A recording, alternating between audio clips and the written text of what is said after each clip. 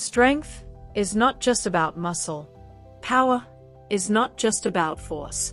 True strength lies in wisdom, in balance, in knowing when to stand your ground and when to move like the flowing stream. Elara was once afraid, small, powerless against those who tormented her. But in the quiet of the monastery, under the guidance of Brother Silas, she learned that real power isn't in striking first, but in knowing how to stand tall. Armed with nothing but a wooden staff and newfound confidence, she faces her greatest test. When the bullies return, will she cower, or will they be the ones to step back? This is a story of courage, wisdom, and the unseen strength within us all. Welcome to the Story Circle, where every tale reveals a lesson waiting to be discovered. Brother Silas, a man weathered like ancient oak, stood before his young student, Elara. The monastery garden, usually a sanctuary of peace, felt charged with a different energy today. Elara, barely a woman, bore the marks of recent torment, a swollen lip, a darkening bruise on her cheek. Tears welled in her eyes, but she held them back, a testament to a spirit not yet broken. Elara, Silas began, his voice gentle but firm. You have come to me seeking not just solace, but a way to protect yourself. The path of a monk is one of peace. Yes, but peace does not mean passivity. A gentle stream can wear down even the hardest stone, not through force, but through persistent action. We will learn to be that stream. He gestured to a simple wooden staff leaning against the wall. This is not a weapon, Elara, but an extension of yourself.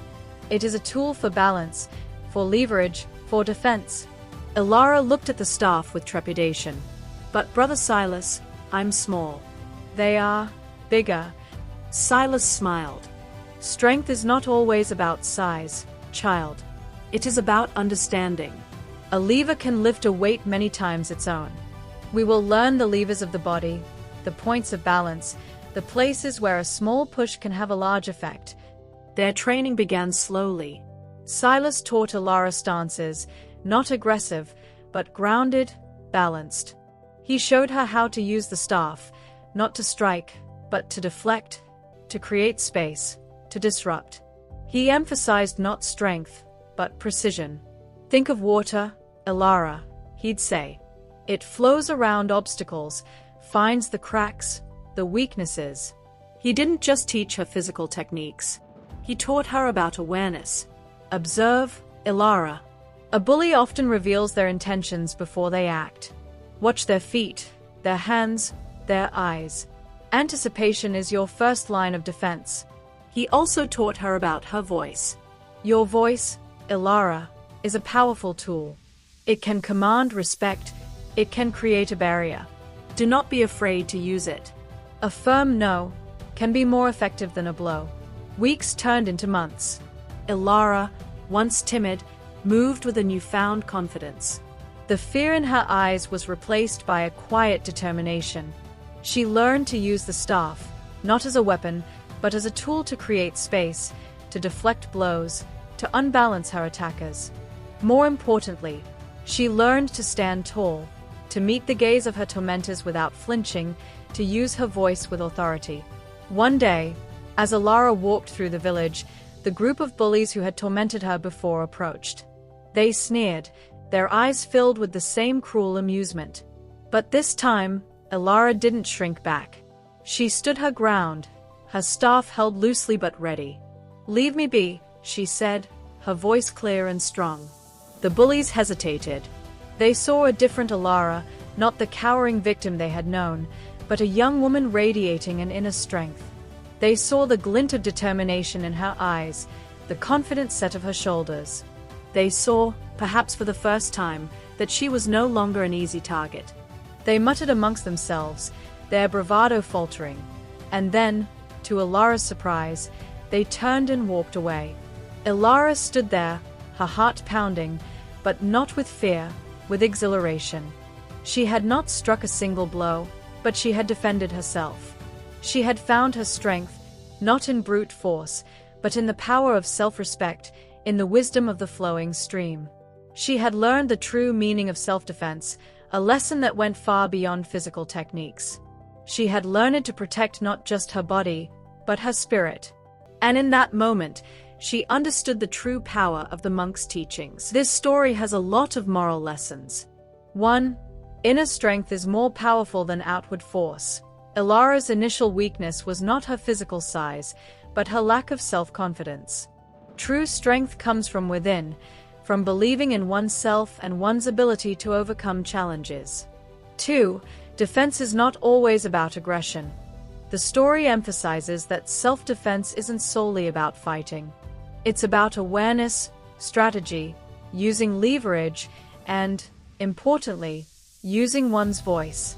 It's about creating space and disrupting an aggressor's intentions. 3.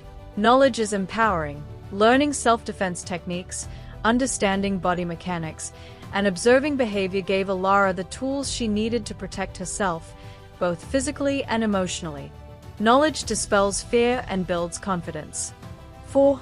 Preparation is key. Elara's training with Brother Silas wasn't just about physical techniques. It was about mental preparation, about building resilience and developing a proactive mindset. Being prepared can deter potential aggressors. 5. The power of voice. Elara's ability to use her voice assertively was a turning point. Speaking up, setting boundaries, and refusing to be a victim are crucial aspects of self-defense. 6. Peace is not passivity. Being peaceful doesn't mean being defenseless. True peace requires the strength and wisdom to protect oneself and others from harm. 7. Respect is earned. The bullies only backed down when they saw a change in Elara, when they perceived her newfound confidence and strength. Respect is often earned through self-respect and the ability to stand up for oneself. 8. Resilience is essential. Elara was bullied and hurt, but she didn't remain a victim. She sought help, learned, and grew stronger. Resilience is the ability to bounce back from adversity and emerge stronger than before. Elara never had to strike a single blow. Strength wasn't in her hands. It was in her presence, her voice, her unshaken spirit. She learned that true self-defense isn't just about fighting, it's about refusing to be broken. And in that moment, she discovered something powerful. The world only sees you as weak if you let it. What does strength mean to you? Have you ever faced a moment where you had to stand your ground, not with force, but with confidence? Share your thoughts in the comments. I'd love to hear your story. If this story moved you, don't let it end here. Like this video, subscribe to the Story Circle, and turn on notifications so you never miss another powerful tale. And if you know someone who needs to hear this, share it with them today. Because sometimes, one story can change everything.